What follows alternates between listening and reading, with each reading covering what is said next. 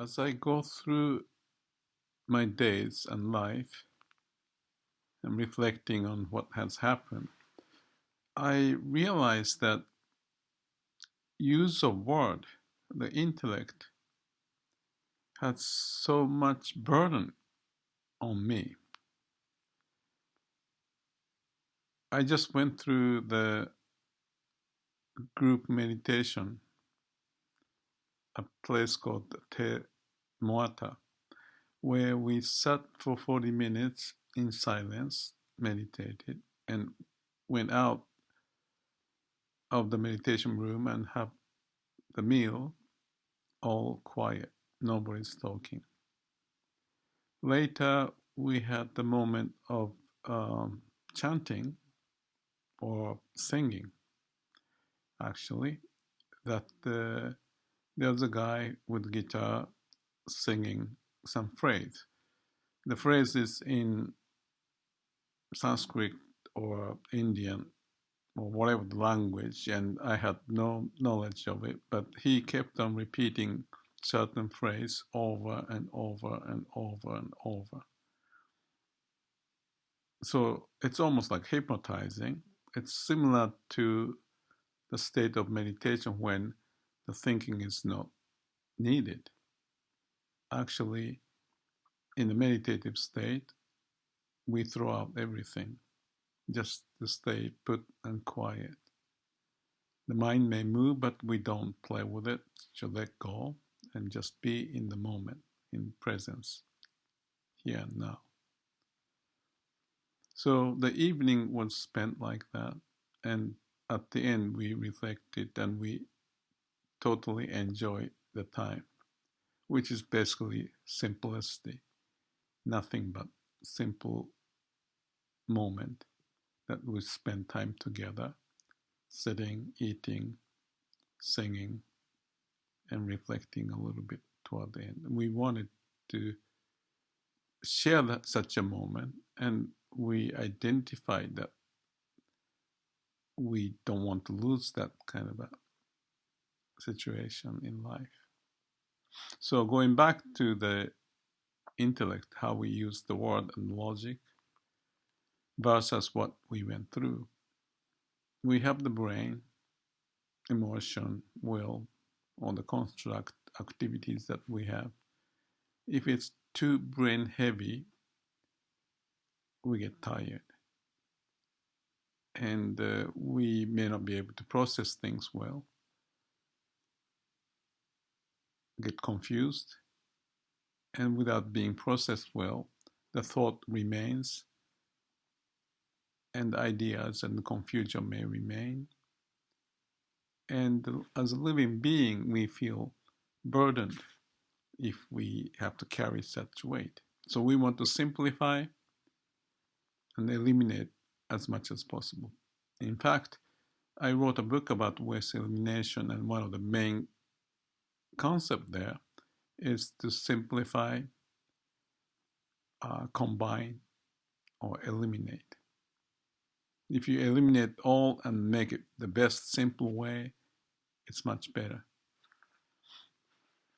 In the other book, I talked about the glass wall management, which is the idea of if things are very important, make it visible. This is in the organization so that the people can function better if we know the mission, who are the customers, and the key ideas, strategies, and KPIs, the key performance indicators. Then the key issues are always emphasized and we share that. Therefore, we can be working together for the common goal, understanding what's important here and there, and process whatever is necessary.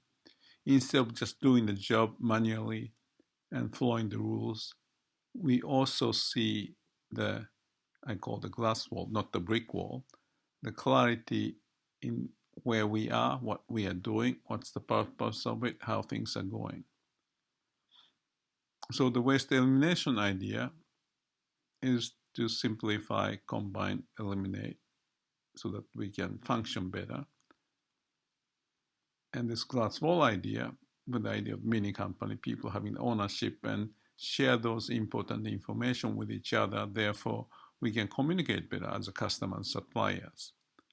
So those are the activities I put my energy and spend 35, 40 years of my life sharing with the people in the company so that we have less burden of lots of ideas and circulating all over the place. So individually, I don't think it's very healthy to have lots of ideas unprocessed and burden for us to be burdened.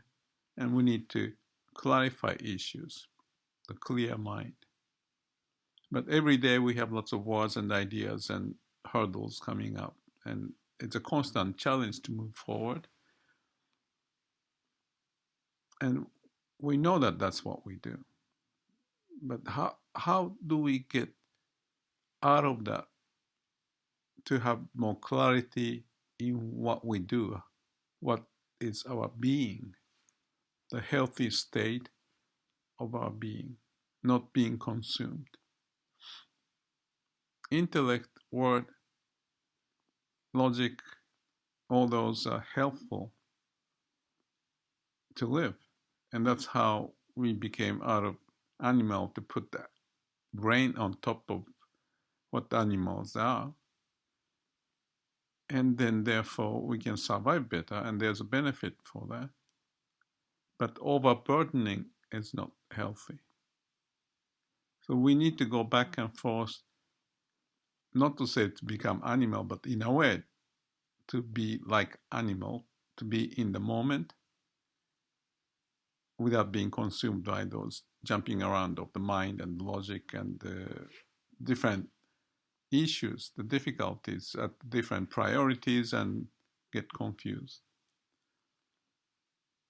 Every day after the work, you rest, have dinner, simple moment, maybe enjoy some TV or catch up with some social media, and then sleep. Hopefully clarifying issues and unnecessary things get taken care.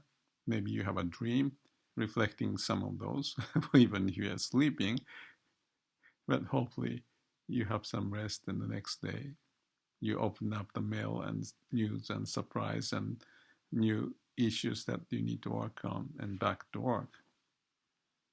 Continuation of that. And the balance of who we are can be easily disturbed.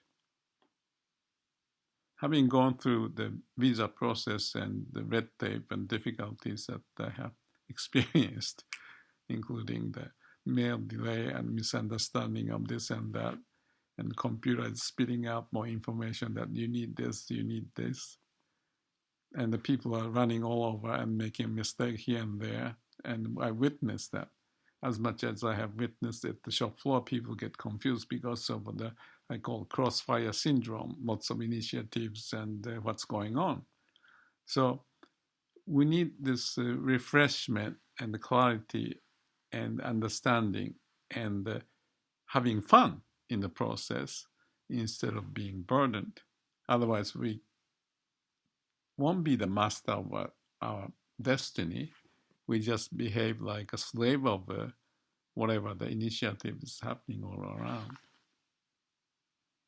I reflect on tribe people, aboriginals, or perhaps people in Africa or Amazon. One thing I felt is that they're very intuitive and simple life and happier. Someone this evening mentioned that he was from London, but when he went to Thailand for 10 months or something, he realized people are much poor but have joy. And when he goes back to London, there's people who are busy, this and that, and have money but be consumed. And he's trying to navigate his life to have become the master of his destiny. Learning skills and finding the way that he can be close to nature and the simple life and all that. And my life is very much oriented to that. In fact, my work was to have that fun and clarity instead of burdened by the red tapes, difficulties, and all sorts of conflict between different ideas that you have to go through. Image is power. I think Einstein said something of that nature. The power to me is like a energy, life energy. There's a will, expression of something. If you think about lawyer on one hand and the other being, let's say, the artist, artists are more like a child, if I may say so, the free with the imagination and all that. Lawyers are very rigid to follow the rule and don't violate. So it's kind of like for me, what's the point of doing like a machine work? I know it's very important, but there's no air, fresh air, imagination. Well, imagination in a different way that they need to process the information in a very effective and efficient manner, except not to the level of like those guys in Thailand and poor and enjoying life, or less burdened by the intellect, the language, and the news, different ideas, political discussion, all of that. As human, more and more I'm concerned also at the old age, what is the message to the young people? Well, wait a minute. It's not just young people for our own sake, not to go through the bureaucracy, the red tape, and the failures, and going through life as if you are just responding to the needs at the occasion, but losing sight and energy and interest and imagination to be creative, but become more mechanical. So the brain has a power, but there's a huge danger if you're not careful, and we become used by the brain. So when I talk about use your brain, listen to your heart, live with your mission, that's really is the point. And point it being not to be used by the brain, the logic, and all the nonsense that can happen and be consumed. So I use the word middle way. It's kind of like a middle way between conscious and unconscious. What is apparent and hidden. What we experience, that we see things happening, and the things that we may not experience as much, such as that meditating time and quiet time, and appreciating that simple being state. So it's like a pendulum, is that the word, that goes back and forth? If you go to one extreme, you want to go back and you continue going back and forth. But I want the pendulum to be not swinging wild or losing the rhythm, actually, even because the confusion is too much wherever you see, and you need oxygen. Simple life. As human, I think it's been a constant issue, but it seemed to be getting worse. Maybe that's how everyone felt along the time of the history. Buddha said that he shared ideas, and 500 years, things may go back to the chaos or something of that nature. Good idea, image, way of living and all that can be bombarded with all the noise and difficulties that comes at us. That's part of a battle. It's not the only battle, because we have to survive and do things and so forth. But overburdened by that information, the media, the news, and the bureaucracies and the procedures, overburdened by that would suffocate our being.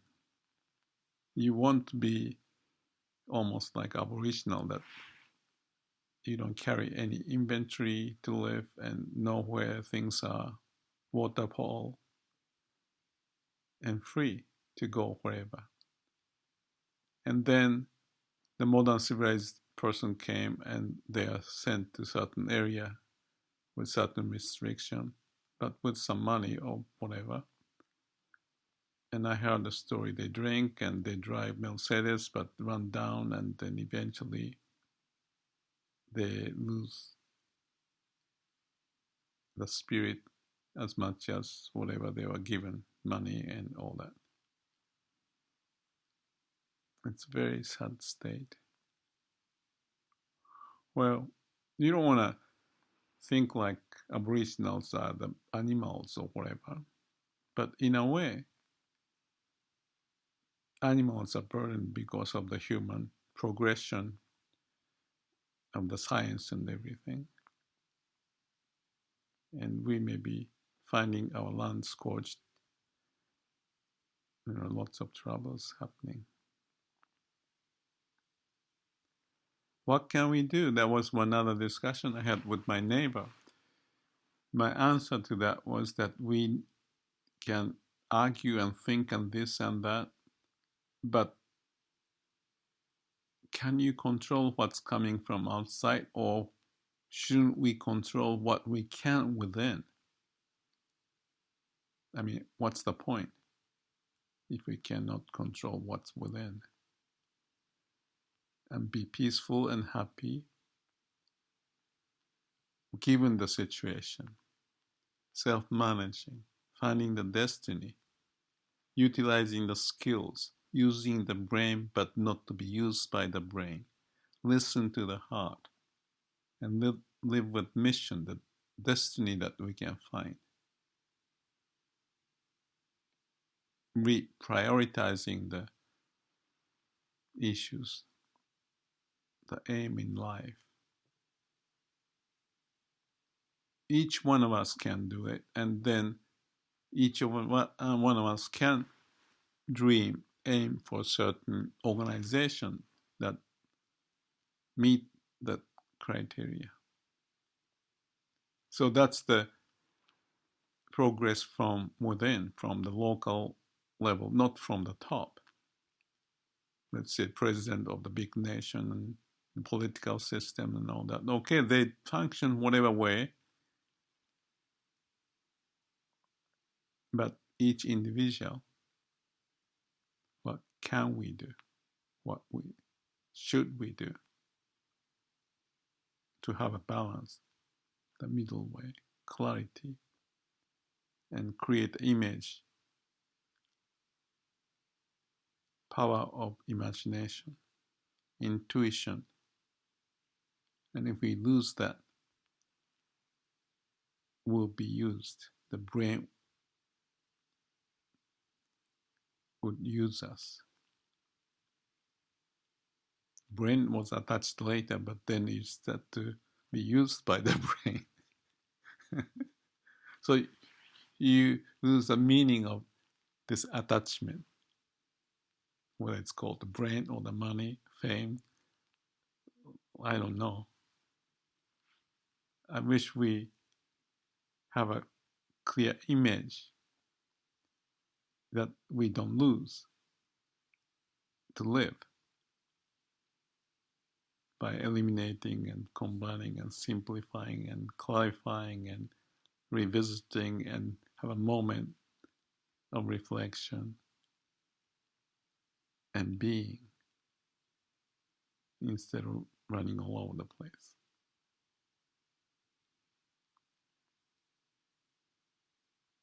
Hope we have imagination to go over the hurdles and find the destiny from moment to moment and find the meaning in whatever the situation we get in, to fight against the nonsense, to simplify, combine, eliminate, have the priority is right and glass more managed idea. What's important, we want to be able to process, to address what's important, not the urgent things running around and the news and so forth. I don't know if I made sense out of this. I hope there's some question that we keep instead of just action of what to do. Because if we lose the questioning power, what's going on here,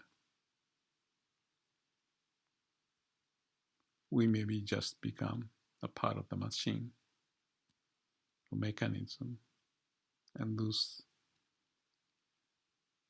the destiny that we aim for. Thank you.